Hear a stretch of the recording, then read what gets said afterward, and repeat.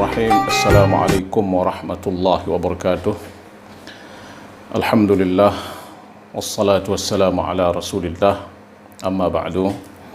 Ikhwani fillah, rahimani wa rahimakumullah. Kita lanjutkan kajian kita tentang sirah Rasulullah sallallahu alaihi wasallam. Kita sudah sampai kepada pembahasan ma qabla al-bi'tsah atau ma qubaila al-bi'tsah, menjelang diutusnya Rasulullah sallallahu alaihi wasallam sebagai seorang rasul, atau menjelang diturunkannya wahyu kepada Rasulullah sallallahu alaihi wasallam. Ada beberapa hal yang perlu kita ketahui tentang diri Rasulullah sallallahu alaihi wasallam di kalangan umat-umat terdahulu. Sebagaimana yang sudah kita jelaskan dalam beberapa episode yang lalu, bahwasanya Rasulullah sallallahu alaihi wasallam sudah familiar di kalangan para nabi-nabi sebelum beliau.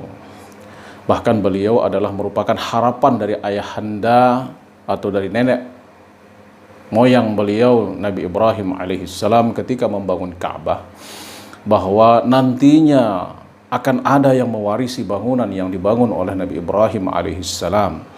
Dan beliau berdoa kepada Allah subhanahu wa ta'ala dengan mengatakan seperti yang tertulis dalam firman Allah subhanahu wa ta'ala, Rabbana wab'ath fihim rasulan minhum yatlu alaihim ayatika wa yu'allimuhumul kitaba wal hikmah wa yuzakkihim innaka antal azizul hakim. Wahai Tuhan kami, kata Nabi Ibrahim berdoa, karena beliau berdoa sama anak beliau Nabi Ismail alaihissalam, wahai Tuhan kami, utuslah di kalangan mereka seorang rasul yang nantinya akan membacakan ayat-ayatmu dan juga mengajarkan mereka ilmu dan mengajarkan mereka hikmah serta mensucikan mereka. Sesungguhnya engkau adalah yang maha perkasa dan maha bijaksana.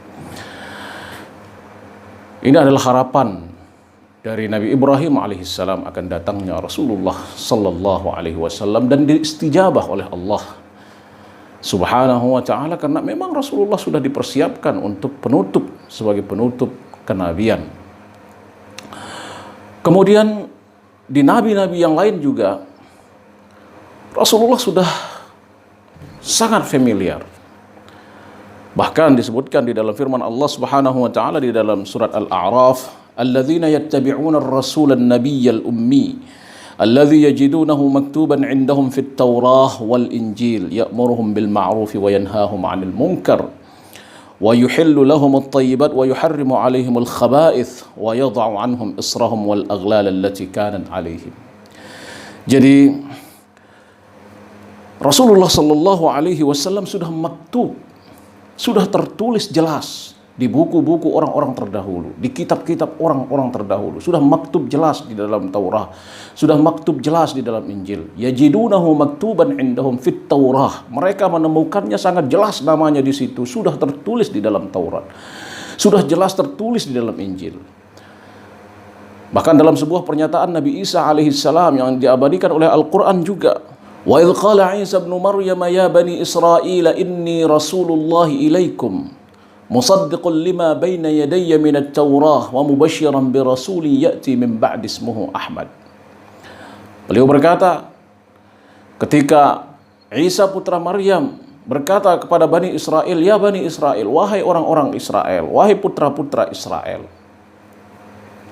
saya ini adalah Rasulullah, menjalankan atau mempercayai apa yang ada di hadapan saya, yaitu kitab Taurat, dan memberikan berita gembira akan datangnya seorang rasul setelahku, namanya jelas Ahmad, termaktub di dalam Injil yang Allah turunkan kepada Nabi Isa alaihissalam. Jadi ikhwah sekalian, kedatangan Rasulullah sallallahu alaihi wasallam sudah sangat diketahui oleh orang-orang terdahulu, oleh para nabi terdahulu, oleh umat-umat nabi terdahulu. Bahkan ini adalah bagian dari akidah. Ini bagian dari akidah mereka. Siapa-siapa yang menolak akan kedatangan ini, mereka sudah tidak dianggap sebagai beriman kepada Allah Subhanahu wa taala. Saat itu sudah jelas, maktub, tertulis di dalam Taurat, tertulis di dalam Injil. Namanya juga sangat jelas, sifat-sifatnya juga sangat jelas. Demikian pula di kalangan ulama-ulama Bani Israel, ulama-ulama Nasrani, menjelang dekat-dekat sekali dengan diutusnya Rasulullah Shallallahu Alaihi Wasallam sebagai seorang nabi. Mungkin kita banyak mendengar kisah pencarian hidayah oleh Salman Al-Farisi. Ketika beliau mencari hidayah, luntang-lantung ke sana kemari, datang ke orang yang satu, datang ke orang yang lain, kemudian datang lagi ke orang yang lain, yaitu beritanya adalah sama. Yang terakhir Salman Al-Farisi hidup bersama seorang pendeta di Amuriyah. Amuriyah ini di Syam. Pendeta ini hampir saja sudah akan meninggal karena saking tuanya. Salman Al-Farisi berkata kepada dia, "Wahai tuan pendeta," katanya, "kepada siapa lagi engkau titipkan saya?" Apa kata pendeta itu? Dia berkata, "Ya Salman, qad adhalla zamanu nabiyyin mursal bidini Ibrahim alaihissalam." Sudah zamannya seorang nabi diutus oleh Allah Subhanahu wa taala, yadinu bidini Ibrahim al-Khalil. Dia akan membawa tauhid agama Nabi Ibrahim alaihissalam. Kalau engkau menemukannya, maka ikutilah. Dia akan keluar min hadhihi nahiyah. Dia akan keluar dari arah sini, ditunjuklah ke arah negeri Mekah. Dia akan berhijrah ke satu kampung yang penuh dengan korma. Kalau kamu menemukannya, segera ikuti. Tanda-tandanya, kata pendeta ini, nabi ini dia memakan hadiah, tetapi dia tidak memakan sedekah. Di pundaknya ada stempel kenabian. Jadi kedatangan Rasulullah Sallallahu Alaihi Wasallam atau kenabian Rasulullah Sallallahu Alaihi Wasallam sudah sangat maklum, sudah sangat ma'ruf, sudah sangat diketahui oleh orang-orang kalangan ahlu kitab pada zaman itu, baik Yahudi maupun Nasrani. Diriwayatkan juga sebuah riwayat mengisahkan seorang rabi Yahudi yang hidup di negeri Syam, namanya Abu Tayhan. Dia sangat nyaman hidup di negeri Syam yang subur, yang kaya raya. Tetapi dia sudah memiliki firasat akan datangnya seorang nabi ini. Dia rela keluar dari Syam untuk menuju Madinah dan dia menemui orang seagamanya di situ, yaitu Bani Quraidah. Apa katanya kepada Bani Quraidah? Tetapi Abu Tayhan ini sayang, dia tidak sempat bertemu dengan Rasulullah Sallallahu Alaihi Wasallam. Dia meninggal 2 tahun sebelum datangnya Rasulullah Sallallahu Alaihi Wasallam ke Madinah. Menjelang wafatnya dia berkata kepada orang-orang Bani Quraidah, orang-orang Yahudi yang ada di Yasrib atau Madinah waktu itu. Apa kata beliau? "Wahai orang-orang Bani Israel, wahai orang-orang sekalian orang Yahudi, kalian tahu apa sebab aku meninggalkan negeri Al-Khamri wal Khamir?" Maksudnya negeri Syam. "Kalian tahu apa sebab aku meninggalkan negeri yang subur, yang kaya raya, negeri Syam, menuju negeri Bu's wal Faqr, menuju negeri kelaparan, negeri lapar, negeri miskin seperti tempatmu ini? Satu, yaitu sebentar lagi akan datang nabi yang kita tunggu-tunggu itu." Ini dia katakan menjelang wafatnya. Dia berwasiat, "Usikum," katanya, "saya berwasiat kepada kalian, kalau kalian menemukan nabi ini, ikuti dia." Ini kata Abu Tayhan, seorang rabi Yahudi yang sangat mengenal tempat keluarnya seorang Nabi Muhammad sallallahu alaihi wasallam, tempat hijrahnya Nabi Muhammad sallallahu alaihi wasallam.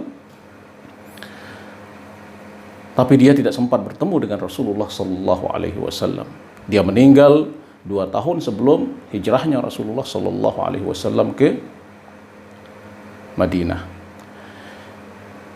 Ini apa artinya, ikhwah sekalian? Seperti yang kita katakan tadi bahwa ini adalah akidah mereka bahwa akan datang Nabi akhir zaman yang sudah maktub di dalam kitab mereka. Tetapi dasar manusia nyaman dengan mainstream kehidupannya sehingga susah dia meninggalkan apa yang sudah menjadi kebiasaan di dalam kehidupan mereka. Ini artinya bahwa mereka akan hidup bersama Rasulullah sallallahu alaihi wasallam, mereka akan tunduk dengan perintah Rasulullah sallallahu alaihi wasallam, mereka akan mengikuti apa yang diajarkan oleh Rasulullah sallallahu alaihi wasallam. Ini yang berat bagi mereka. Mereka sudah biasa hidup sebagai pemimpin, mereka biasa sudah hidup hegemoni, mereka sudah biasa hidup dengan yang mereka biasa jalani waktu itu. Karena Nabi ini mereka sangat tahu bahwa akan datang dengan kebenaran, akan datang dengan hak, akan datang dengan segala bentuk ajaran nabi-nabi terdahulu. Akhirnya apa yang terjadi? Mereka orang yang mengetahui akan datangnya Rasulullah sallallahu alaihi wasallam, justru ketika mereka tahu mereka menolak. Padahal mereka lebih mengenal diri Rasulullah sallallahu alaihi wasallam daripada mengenal anak-anak mereka. Itu ikhwafillah rahimani wa rahimakumullah, tentang keadaan umat sebelum diutusnya Rasulullah sallallahu alaihi wasallam sebagai seorang nabi dan rasul Allah Subhanahu wa taala. Insyaallah kita lanjutkan dalam episode berikutnya. Kita cukupkan sampai di sini. Sekian, wabillahi taufiq, wassalamualaikum warahmatullahi wabarakatuh.